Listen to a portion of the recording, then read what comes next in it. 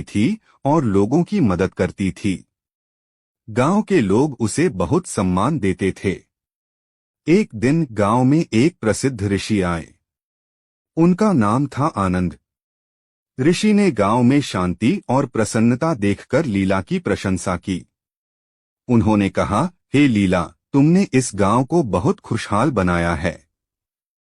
तुम्हारी बुद्धि और करुणा से लोग बहुत लाभान्वित हुए हैं। लीला ने विनम्रता से कहा, महात्मा, यह मेरा कोई विशेष गुण नहीं है। मैंने भी जीवन में बहुत संघर्ष किया है। मैंने देखा है कि दुख और सुख जीवन का हिस्सा है। हमें इन दोनों का सामना करने की शक्ति होनी चाहिए। ऋषि ने कहा, तुम्हारी बात सही है, लीला। जीवन में उतार चढ़ाव आते रहते हैं।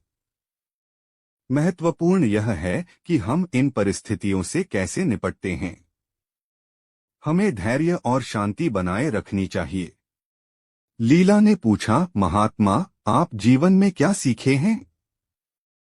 ऋषि ने मुस्कुराते हुए कहा, मैंने सीखा है कि क्रोध और लोभ मन को अंधा बना देते हैं।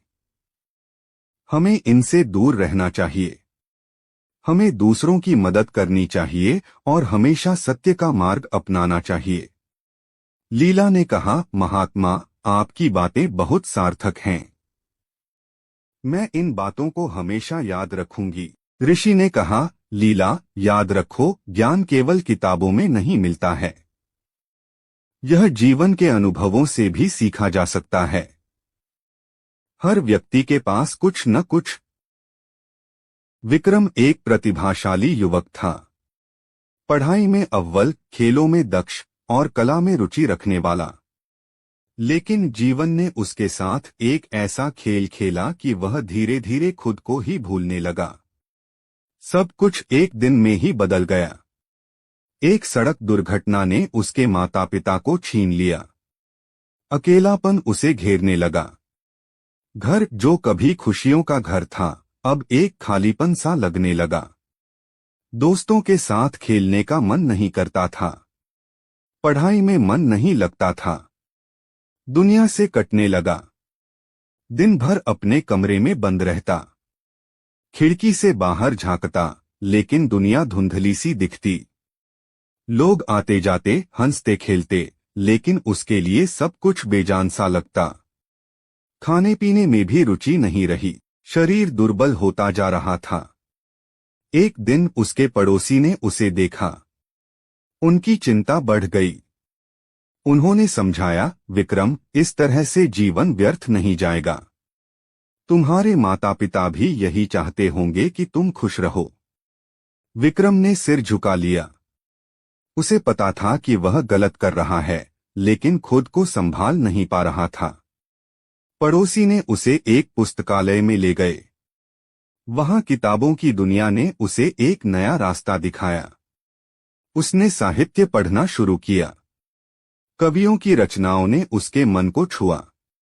लेखकों के विचारों ने उसे सोचने पर मजबूर किया। धीरे धीरे उसे जीवन का एक नया अर्थ दिखने लगा।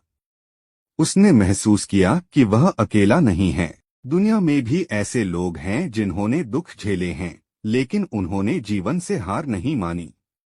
उन्होंने अपने दुखों को अपनी ताकत बनाया। उसने खुद को साहित्य की दुनिया में खो दिया।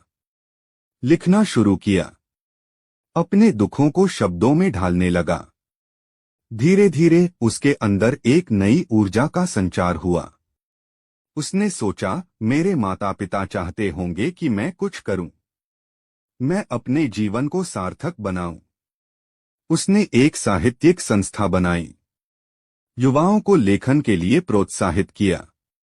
उनकी प्रतिभा को निखारा।